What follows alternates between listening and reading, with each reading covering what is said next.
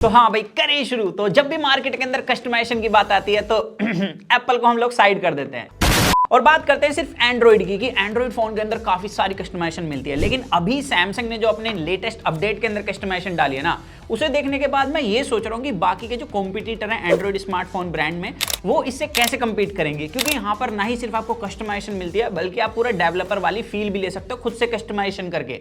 अब मैं बात कर रहा हूँ यहाँ पर सैमसंग के गुड लॉक 2.0 की। अगर आप इससे वंचित हैं तो आपको पता होगा कि गुड लॉक क्या चीज है। सैमसंग के अंदर आप without third party application good lock से कस्टमाइजेशन कर सकते थे, लेकिन अभी जो इसका नया गुड लॉक 2.0 आने वाला है, जिसको हम अपने इस फोन के अंदर यूज कर रहे हैं बीटा वर्जन में, भाई उसके अंदर काफी तगड़ी कस्टमाइजेशन मिलती है। तो आज की इस वीडियो के अंदर हम इसी की बात करने वाले हैं। मेरा नाम है पीयूष, चैनल का नाम है HFV अनबॉक्स। वीडियो अच्छी लगे चैनल सब्सक्राइब करना, वीडियो लाइक करना। तो सबसे पहले मैं आपको बता दूं, अगर आपको भी यूज करना है तो इसका लिंक हमारे डिस्क्रिप्शन में मिल जाएगा, वहां से जाकर आप इसे डाउनलोड कर सकते हो। तो हम बढ़ते हैं अब सबसे पहले फीचर की तरफ। जो सबसे पहला फीचर आता है वो गुड लॉक 2.0 के अंदर है होम अप मॉड्यूल। इसके अंदर मिलता है DIY होम स्क्रीन। अब पहले आपको पता होगा कि हमें लिमिटेड विजिट्स को इधर उधर करने का मौका मिलता था, वो भी कुछ भाई ग्रिड के अंदर। लेकिन अभी आप अनलिमिटेड विजिट्स को इधर उधर कर सकते हैं। और भाई यहाँ पर आपको जरूरी नहीं ग्रिड के अंदर करना है, आप किसी भी तरीके से उसे एडजस्ट कर सकते हैं, इवन ट्विस्ट करके भी। एंड यहाँ पर ट्विस्ट वाली चीज ये भी है कि जिस तरीके से आप उसे प्लेस करोगे, जैसे मैंने यहाँ पर घुमा के इसे प्लेस करा है, तो इसकी ऐप ओपनिंग और क्लोजिंग एनिमेशन भी आपको घुमा कर ही मिलने वाली है। तो ये बहुत ज्यादा क्रिएटिव कर देता है। इनफैक्ट यहां पर आप चाहे तो नीचे की तरफ एक प्लस इमोजी आइकन मिलता है, उससे जाके कोई भी टेक्स्ट ऐड कर सकते हो होम स्क्रीन पर, चाहे यहां पर कोई भी इमोजी सेलेक्ट करके डाल सकते हो। और इसके अंदर अलग अलग स्टिकर्स मिलते हैं, यहां तक कि आप अपनी फोटो को स्टिकर बनाकर भी ऐड कर सकते हो। और अगर इस सबसे मन नहीं भर रहा तो सैमसंग के यहां पर आप स्टैम्प्स को भी डाउनलोड करके लगा सकते हो। और इसके बाद भी आपको काफी और कमाल की चीज मिलती है कि आइकन की शेप और साइज को तो कम ज्यादा कर ही सकते हो। साथ ही जैसे होम ऐप्स पर पहले टेक्स्ट को रिमूव करा जाता था, तो अब आप भाई ऐप ड्रॉअर के अंदर से भी टेक्स्ट को रिमूव करके पूरा एक क्लीन एक्सपीरियंस ले सकते हो। और ये वाला मूव मुझे काफी बढ़िया लगा।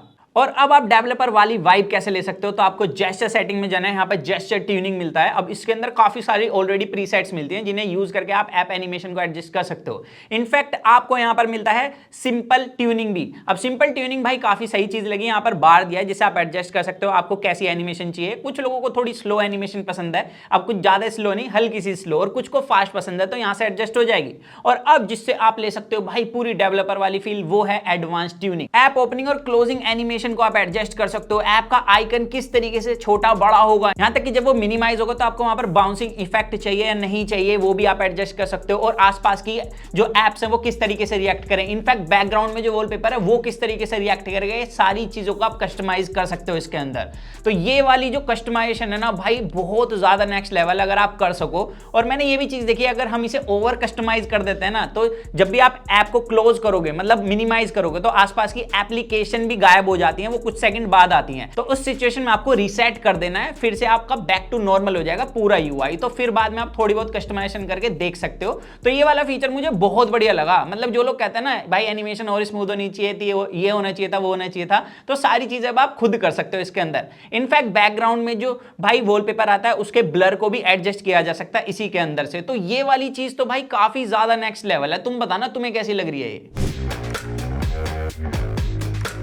अब नेक्स्ट हमें लेटेस्ट एंड्रॉइड 15 बेस्ड UI के अंदर एक चीज देखने के लिए मिली है, जो है लार्ज फोल्डर। मतलब अगर किसी फोल्डर के अंदर मैंने एप्स डाली हुई हैं, तो मैं जिस भी ऐप पे क्लिक करूंगा वो डायरेक्ट ऐप ओपन हो जाएगी, फोल्डर ओपन ना होकर। तो ऐप ओपनिंग को काफी इजी बना देता है ये वाला फीचर। तो यहाँ पर अभी सैमसंग ने इसके अंदर पॉपअप भी डाल दिया है। पॉपअप के अंदर क्या होगा कि जब भी आप किसी फोल्डर में और भी एप्लीकेशन को एक्सटेंड करना चाहते हैं, तो पहले पूरी होम स्क्रीन पर वो खुल जाता था, आपको दूसरी एप्स नहीं दिखती थी, सिर्फ वही दिखती थी।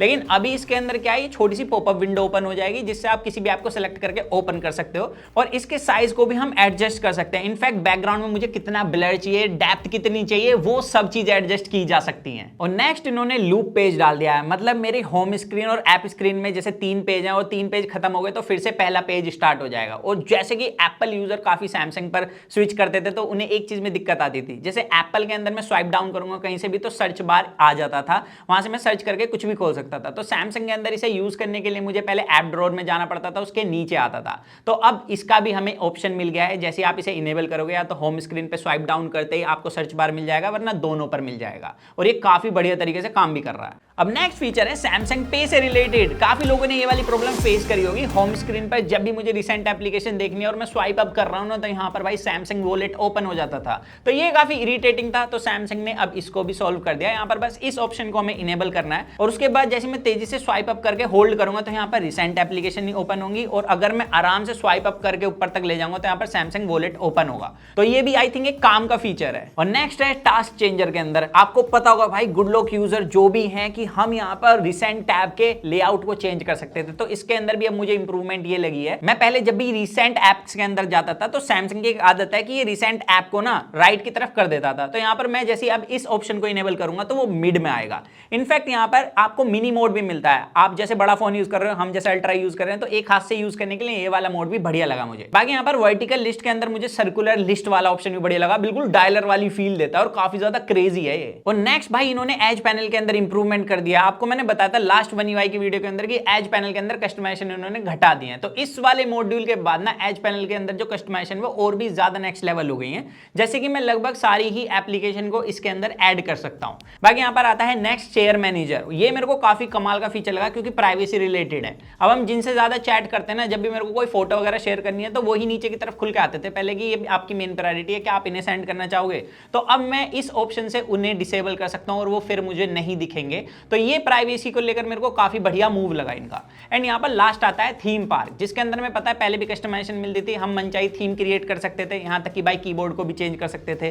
तो अब इसके अंदर नया क्या है, तो यहाँ पर सबसे पहले तो आइकन्स में अब मैं चाहे तो कोई भी अपनी फोटो गैलरी से उठाकर प्लेस कर सकता हूं। बाकी आपको पता है कि आइकन के शेप साइज चेंज हो जाएंगे, यहाँ पर कलर्स ऐड किए जा सकते हैं, तो फुल्ली कस्टमाइजेबल हो गया हमारा One UI 7 अब इसके साथ। तो यही सब था सैमसंग के गुड लॉक 2.0 के अंदर। एंड आई थिंक इस सब की वजह से सैमसंग का जो UI है कस्टमाइजेशन पर टॉप पर पहुंच गया, जितना मुझे लगता है, स्पेशली वो ट्यूनिंग वाला फीचर, उससे तो भाई पूरी डेवलपर वाली फील आ रही है। बाकी तुम बताना तुम्हारा फेवरेट फीचर कौन सा रहा है इन सारे फीचरों में से, और अगर आपको लगता है कि कोई UI है जो इससे भी ज्यादा कस्टमाइजेशन दे रहा है तो वो भी हमें कमेंट में बताना, उसकी भी हम वीडियो लाएंगे सैमसंग से कंपेयर करते हुए। तो बस यही था आज की इस वीडियो के अंदर। वीडियो अच्छी लगे चैनल सब्सक्राइब करना, वीडियो लाइक करना। मेरा नाम है पीयूष, तो मिलते हैं जल्दी कूल और एक्साइटिंग वीडियो में। तो जब तक के लिए जो मन में आएगा इसको करें to watch your heart feel, stay in with HFV unbox guys.